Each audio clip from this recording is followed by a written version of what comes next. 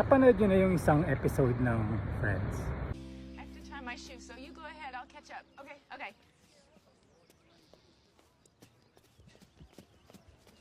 Come on, let's start running, let's go! Or nanonood ba kayo ng Friends? You know, yung long time running series. There was one episode there na si Phoebe at saka si Rachel. So yun, kakatapos ko lang tumakbo. Si Phoebe at saka si Rachel, parang nagkaayaan silang tumakbo. And then edi nagsuot sila ng sapatos, pumunta sila sa park. And then tatakbo na sila. Nag-warm up sila, ayan, warm up. And then nauna si Phoebe. Kung napanood yung series, maluloka talaga kayo dun sa manner, posture, you know, yung kabuuan ni Phoebe pag tumatakbo siya. Like, hindi siya usual.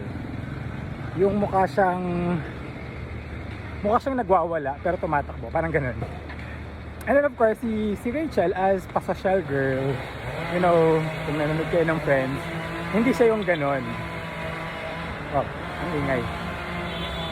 So, nung nakita nung tumakbo si Phoebe ng ganun, instead na sumabay, hindi siya tumakbo. And then the other day, naghanap siya ng paraan kung paano niya maiiwasan si Phoebe na makasamang tumakbo. So the other day, ang sabi niya, pinalisod daw siya ni Monica, another character din sa Friends. Kaya hindi na raw siya makakatakbo. But the truth is, gusto niya na lang tumakbo mag-isa kesa makitang tumatakbo kasama si Phoebe. Which of course, si Phoebe kasi siya yung para siyang pinaka-innocente dun sa pinaka-innocenteng character. So hindi niya may isipan ng masama. Up until one morning, nakita niya nagsuot ng sapato si Rachel. So ang ginawa niya, nagtaka siya, susundan niya. And true enough, nakita niya na tumatakbo mag-isa si Rachel. So she confronted Rachel. Ang sabi niya, akala ko ba may injury ka? Akala ko ba na natipalo ka or whatever?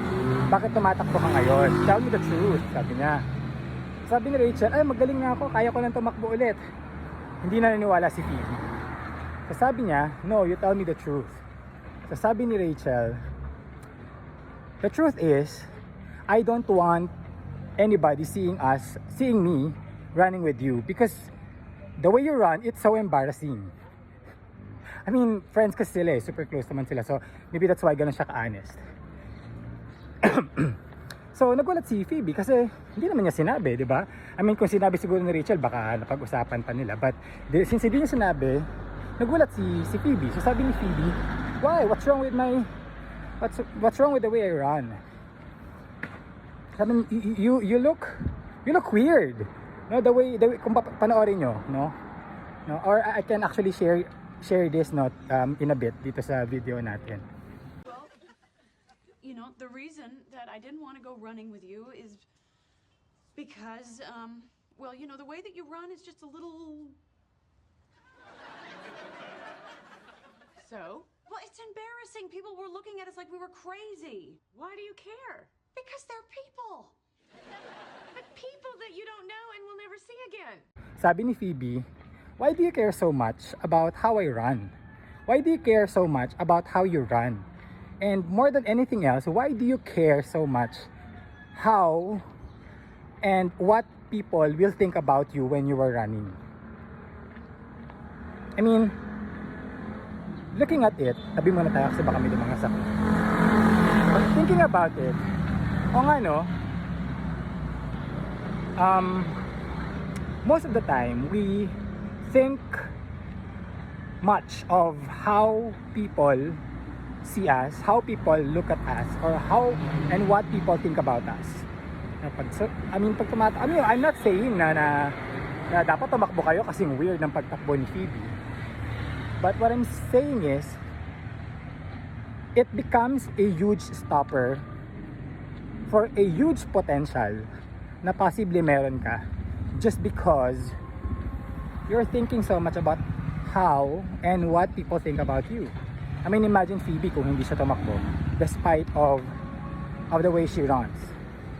Palagay niyo ba magiging fit siya, magiging healthy siya, or makakatakbo siya? Hindi, di ba? Because if think about it, if for example si Phoebe will keep on minding what and how people think about the way she runs, palagay mo tatakbo siya? Hindi, di ba? But that's not Phoebe. Phoebe doesn't care. If she wants to run, tatakbo siya. If she wants to sing, panoorin niyo yung series, kumakanta rin siya. Kung gusto niyang tumugtog ng gitara, tutugtog siya ng gitara kahit wala siyang alam na chords. Or may alaman siyang chords, hindi niya alam kung ano ang D, D minor, G, and C. No? Kung gusto niyang umacting, she will act. You will love the series, but that's what I'm saying. Be Phoebe. Diba? Don't let anyone stop you from doing what you love. Or don't stop anyone from doing what you like. This could be your first step in achieving the best version of yourself. Your huge potential. You will never know. Bakit? Kasi you'll always think about how and what people think about you. Anyway, just sharing this video because, just sharing these thoughts because nakita ko to kagabi while watching, habang nakatambay sa TikTok, and then sakto I was running today. Sabi ko, that's something that I can share. Especially, di ba, sabi ko nga sa inyo, I'm in my journey of creating contents in public, like right now, not minding how people and what people think about what I'm doing. Let's hope and pray, that this will bring a good potential, a huge potential for my content creation journey. And maraming salamat for watching.